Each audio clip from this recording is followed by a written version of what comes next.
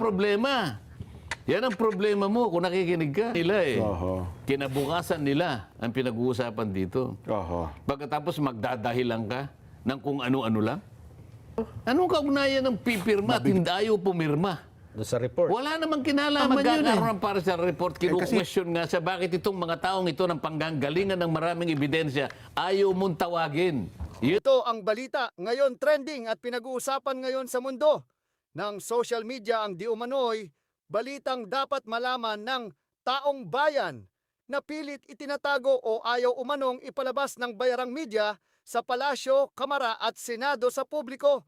Pero bago ang lahat, kung bago ka pa lamang sa channel na ito at kung gusto mo ang balitang politika, please huwag kalimutan mag-like, subscribe at i-click ang notification bell para mas maging updated ka palagi sa lahat ng mga video na ina-upload namin.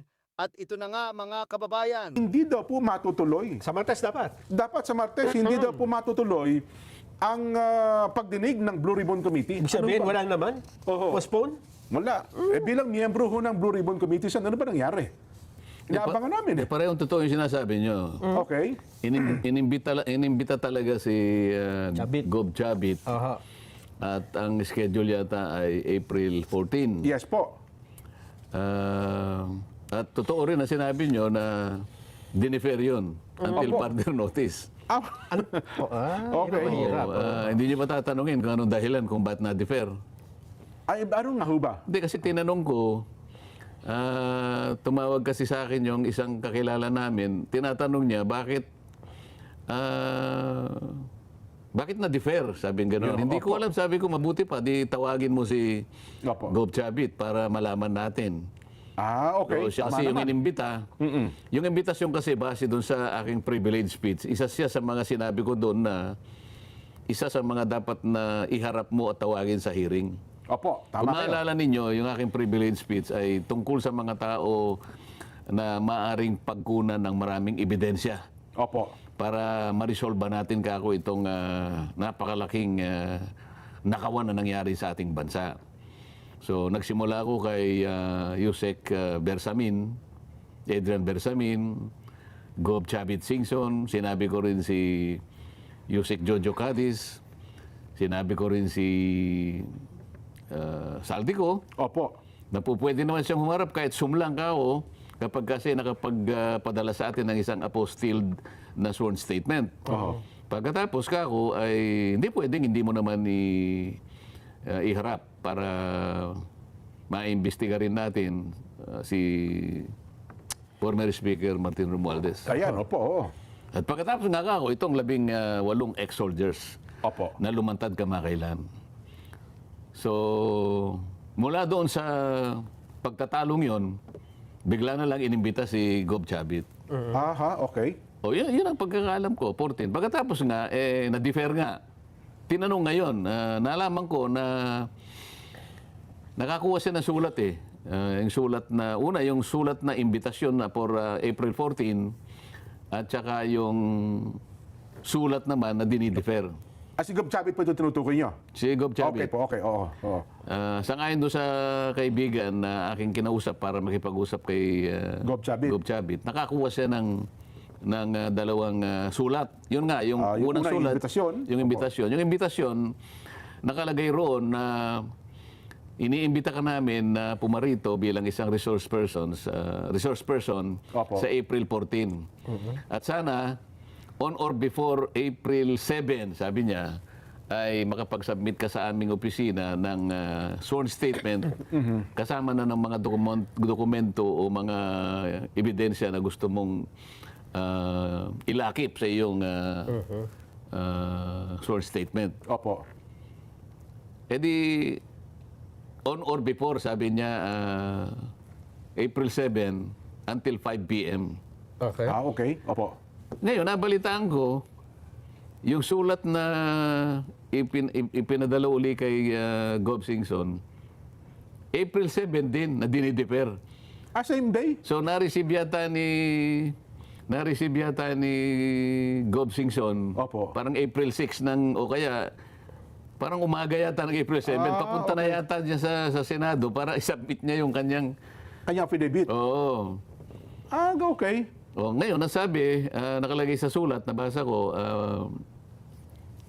nire-reschedule natin itong ating hearing, sabi niya, at sometime, parang dinidefer, contingent on the mitigation of the national energy emergency.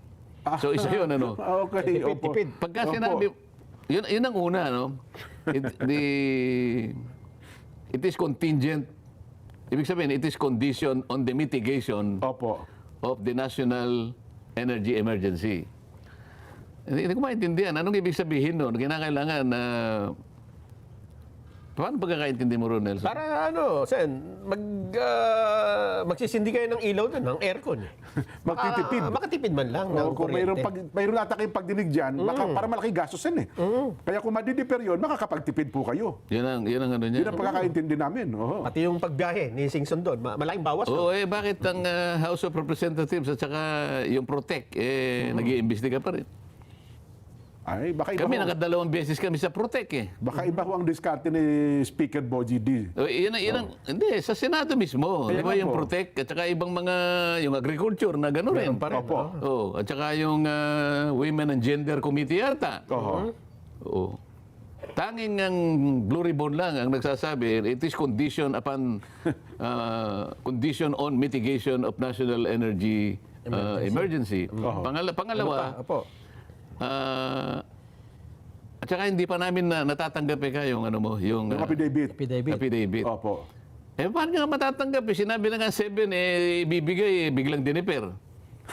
Kasi yun ang nakalagay sa balita kanina na ang pangunahing dahilan, binabasa nga natin, Ay, hindi nakapag-submit. hindi daw po nakapagsusumite hanggang ngayon si Governor Chavit ng kanyang sinumpaang salaysay, ng kanyang affidavit. Hindi, yung naunang sulat na inimbitas siya na mag-appear on April 14, ang condition doon, April 7 until 5 o'clock, isubmit mo yung yung affidavit niya. affidavit. Bakit April 7 ang sulat, dinidefer ang Dapat sana April 8 man lang. Hindi, dapat sana April 5 man lang, April 6. Oo. May pasabi na. Papunta na raw yung papunta na raw yung mama, dala-dala yung kanyang sworn statement at mga dokumentong yung pala nakalakip doon. katotohanan doon. Yun ang pangalawa. Opo. Pangatlo, sabi niya, and further review of the partial report Yun, isa pa, kasi wala pa raw pong pumipirma. and signature of the members. Apat pa lang daw po pumipirma sin. Kailangan daw siyam eh. Teka muna, Para walang nalaman. halimbawa ako, paano mo ako mainggan yung pumirma doon? Sinabi ko na nga, ito yung mga taong ito, dapat na iharap mo muna sa Blue Ribbon Committee dahil sila ay potential sources ng evidence. Para sa ganun, makita natin talaga, mapagsino natin, matukoy natin talaga kung sino-sino ang may kinalaman dito. Lalong-lalo na ang pinakautak ng napakalaking nakawang ito sa buong kasaysayan ng ating bansa. Yun pala. Hindi pa nga, si Chavit Singson pa nga, ang nailinya pagkatapos dinifer pa. Inaasahan mo ngayon na pipirma yung mga kasama natin? Yun na nga. Yun. Ang isa pang narinig ko noon, kaya ayaw palang pumirma, tila yata si Senador JB, hinahanap niya yung pangalan ng 47 contractors. Sabi niya, wala dito sa report yung 47 contractors. Kapag hindi ko nakita rito, sabi ni Senador JB, hindi ko rin pipirmahan ito. Hindi rin ako pipirma sa report na ito. Yun ata, parang may mga hinahanap sila ng sen eh. Kaya nga, so kanya-kanya sigurong pagtansya doon sa pagkagawa ng report. Ako, alam ko, dahil ako, meron na nga kami sariling minority report eh. Yung nagawa namin at least, kabisado ko hanggang sa... hanggang sa panahon kayo, chairman pa. Hindi, maski ginamit ko rin naman yung mga ibang... bagay, nga pala. Di ba?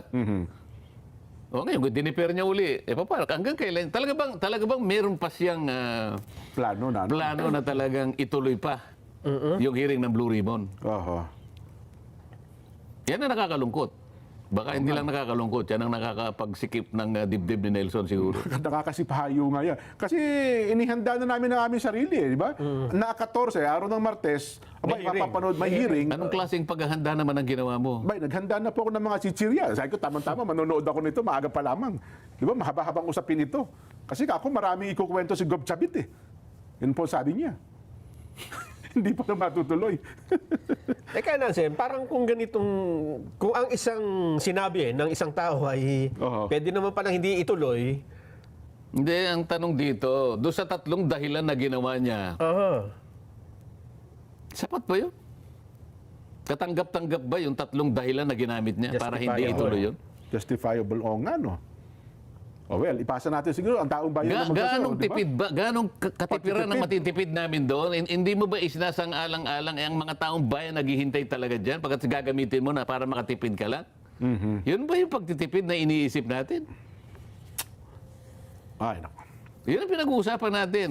Aha. Sang-ayon ba kayo? Tatanggapin nyo ba yung 3 dahilan na kanyang ginamit?